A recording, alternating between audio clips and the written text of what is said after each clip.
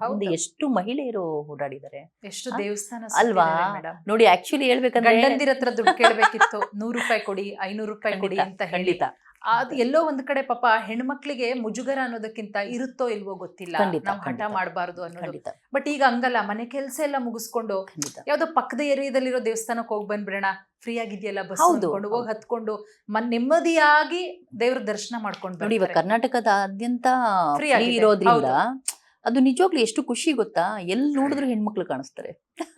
ನೋಡಿ ಹೆಣ್ಮಕ್ಳು ಎಲ್ಲಿ ಹೆಚ್ಚಿನದಾಗಿ ಇರ್ತಾರೋ ಅಲ್ಲಿ ಭಗವಾನ್ ದೇವತೆಗಳು ನೆಲೆಸಿರ್ತಾರೆ ಹೌದು ಮೇಡಮ್. ಅಲ್ವಾ. ಸೊ ಹಾಗಾಗಿ ಎಲ್ಲಿ ನೋಡಿದ್ರೆ ಹೆಣ್ಮಕ್ಳನ್ನ ನೋಡ್ತೀವಿ. ಬಟ್ ಅದೇ ಹೇಳಿದ್ರೆ ಏನೋ ಒಂಥರ ಖುಷಿ ಅವರಿಗೆ. ಎಲ್ಲೂ ಕಾಣದಂತ ಒಂದು ಪ್ರಪಂಚವನ್ನ ಕಾಣ್ತಿದ್ದಾರೆ. ಈಗ ಮನೆಯಿಂದ ಹೊರಗೆ ಬರ್ತಾ ಇದ್ದಾರೆ. ಬೆಂಗಳೂರು ಬಂದ್ ನೋಡ್ಬೇಕು. ದೇಶ ಎಷ್ಟು ಪೂಜ್ಯ ಅಲ್ವಾ? ಪೂಜೆ ಮಾಡ್ತೀವಿ. ಈಗ ನೋಡಿ ಬೆಂಗಳೂರಿಗೆ ಎಲ್ಲಾ ನದಿಗಳಿಗೂ ನಾವು ಹೆಣ್ಮಕ್ಳು ಹೆಸರಿಟ್ಟಿದೀವಲ್ಲ ಮೇಡಮ್. ಖಂಡಿತ ಕಾವೇರಿ, ಗಂಗೆ, ತುಂಗೆ, ಗೋದಾವರಿ. ಖಂಡಿತ. ಸೊ ಈ ಹೆಣ್ಮಕ್ಳು ನೋಡಿ ಬೆಂಗಳೂರಿಗೆ ಬಂದ್ ನೋಡೋ ಆಸೆ ಕನಸುಗಳನ್ನ ಕಟ್ಕೊಂಡಿರ್ತಾರೆ, ಆದ್ರೂ ನೆರವೇರಿರೋದಿಲ್ಲ. ಆದ್ರೆ ಬಟ್ ಈಗ ನೆರವೇರಿದೆ. ಹೌದು.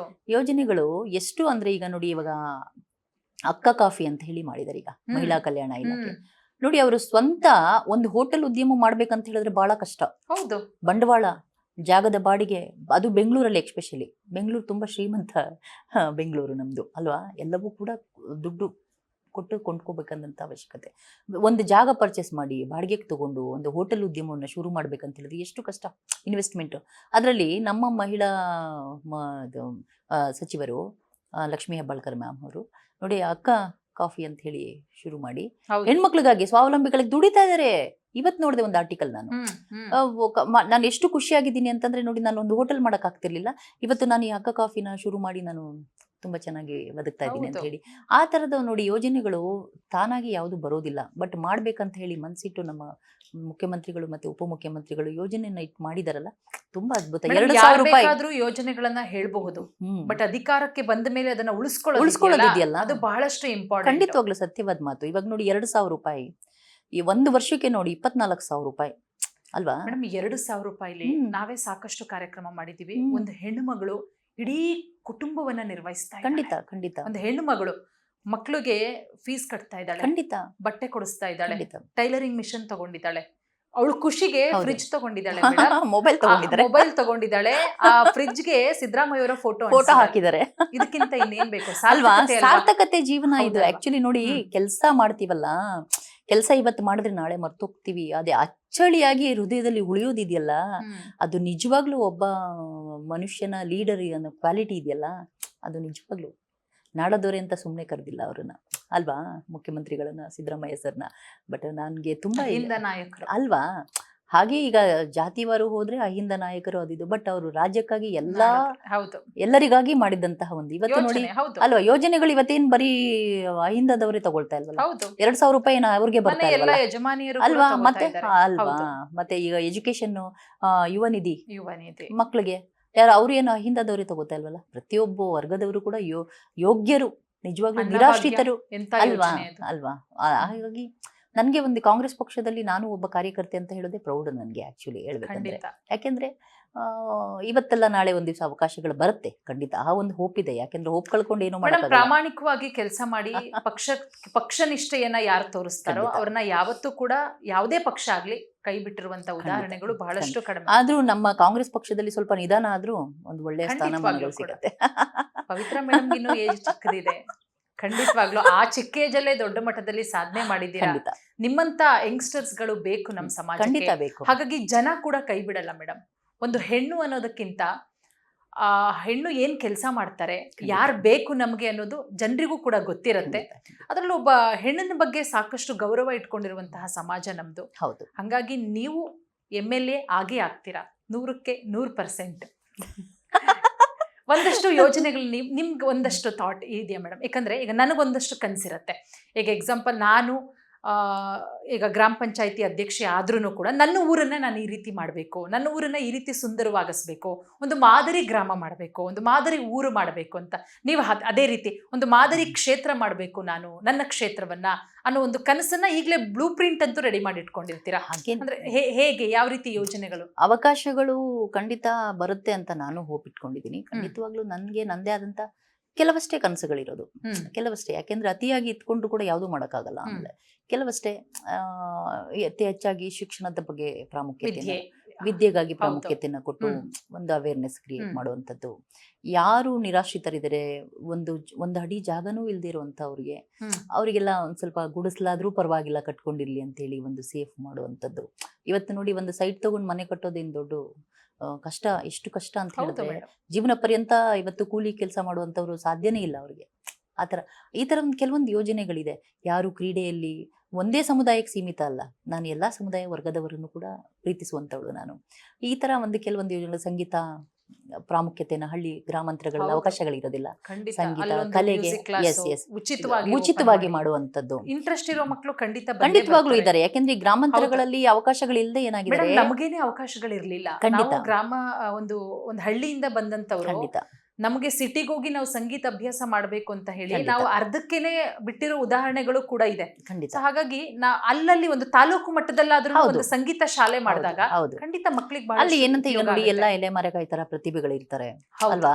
ನಾವೆಲ್ಲೋ ಹೋಗಿ ಹುಡ್ಕೊಂಡ್ ಬಂದು ಇಲ್ಲಿ ಬೆಂಗಳೂರಲ್ಲಿ ಕರ್ಕೊಂಡ್ಬಂದು ನಿಲ್ಸಿ ಎಲ್ಲ ಮಾಡಿದ್ರು, ಸ್ಥಳೀಯವಾಗಿ ಸಿಕ್ಬಿಟ್ರೆ ಕೆಲವೊಂದು ಈಸಿಯಾಗಿ ಸಿಗುವಂತದ್ದು ಎಲ್ಲಿ ಏನೇನೋ ಯೋಜನೆಗಳಿದೆ. ಖಂಡಿತವಾಗ್ಲೂ ಅದನ್ನೆಲ್ಲ ಮಾಡೇ ಮಾಡ್ತೀನಿ ಅನ್ನೋ ಭರವಸೆ ಕೂಡ ನನ್ನ ಮೇಲೆ ನನಗೆ ಜಾಸ್ತಿ ಇದೆ. ಮಾಡೋಣ, ನಾವೆಲ್ಲರೂ ಜೊತೆಗಿರೋಣ, ಮಾಡೋಣ. ಖಂಡಿತ ಮೇಡಮ್. ಯಾಕಂದ್ರೆ ಹೆಣ್ಮಕ್ಳು ಬೆಳೀತಾ ಇದ್ದಾರೆ ಅಂತ ಹೇಳಿದಾಗ ಅದು ನಾವು ಹೆಣ್ಮಕ್ಳೇ ಖಂಡಿತವಾಗ್ಲೂ ಸಪೋರ್ಟ್ ಮಾಡ್ಬೇಕು. ಮೊದಲು ಒಂದು ಹೆಣ್ಣಿನ ಜೊತೆಗೆ ಒಂದು ಹೆಣ್ಣು ನಿಂತ್ಕೋಬೇಕು. ಪುರುಷರಷ್ಟೇ ಒಂದು ಹೆಣ್ಣು ನಿಂತ್ಕೊಂಡಾಗ್ಲೇನೆ ಅವ್ರು ಮತ್ತೆ ಮುಂದುವರಿಯೋದಕ್ಕೆ ಸಾಧ್ಯ. ಸತ್ಯವಾದ ಮಾತು. ಖಂಡಿತ ಮೇಡಮ್. ಇನ್ನೊಂದು ಹಾಡು, ಯಾವ್ದಾದ್ರೂ ಹಾಡಿ ಮೇಡಮ್. ಅದು ಈ ಗೀತೆ ನಾನು ತುಂಬಾ ಇಷ್ಟಪಡುವಂತ ಅಚ್ಚುಮೆಚ್ಚಿನ ಗೀತೆ. ಯಾಕೆಂದ್ರೆ ಎಲ್ಲೋ ಮನಸ್ಸುಗಳು ಏನಾದ್ರೂ ಒಂದು ನಿರೀಕ್ಷೆ, ಆಸೆ, ಆಕಾಂಕ್ಷೆಗಳನ್ನ ಇಟ್ಕೊಂಡಿರುತ್ತವೆ.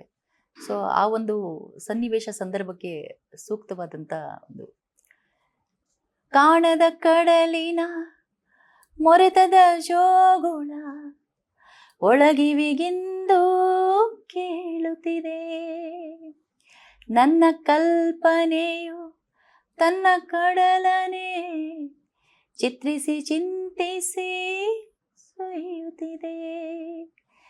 ಎಲ್ಲಿರುವುದೋ ಅದು, ಎಂತಿರುವುದೋ ಅದು,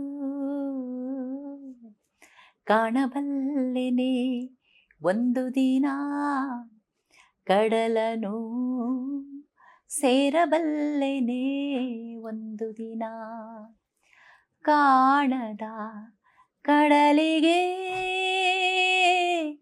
ಹಂಬಲಿಸಿದೆ ಮನ, ಕಾಣದ ಕಡಲಿಗೆ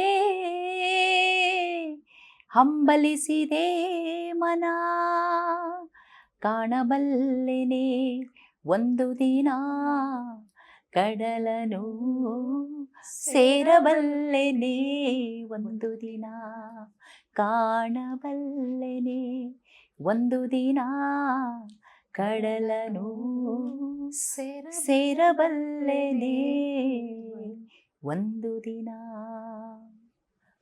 ಸೂಪರ್ ಮೇಡಮ್, ಬಹಳ ಅದ್ಭುತವಾಗಿ ಹಾಡಿದ್ರಿ. ಈ ಹಾಡಿಗೂ ನಾನು ಓಪನಿಂಗ್ ಹೇಳಿದ್ನಲ್ಲ, ಆ ಕನಸನ್ನ ರೆಕ್ಕೆ ಮಾಡ್ಕೊಂಡು ಹಾರದವ್ರು ನೀವು ಅಂತ ಬಹಳಷ್ಟು ಮ್ಯಾಚ್ ಆಗತ್ತೆ. ಇನ್ನೂ ಒಂದಷ್ಟು ಕನಸುಗಳನ್ನ ಕಟ್ಕೊಂಡಿದ್ದೀರಾ ಫ್ಯೂಚರಲ್ಲಿ.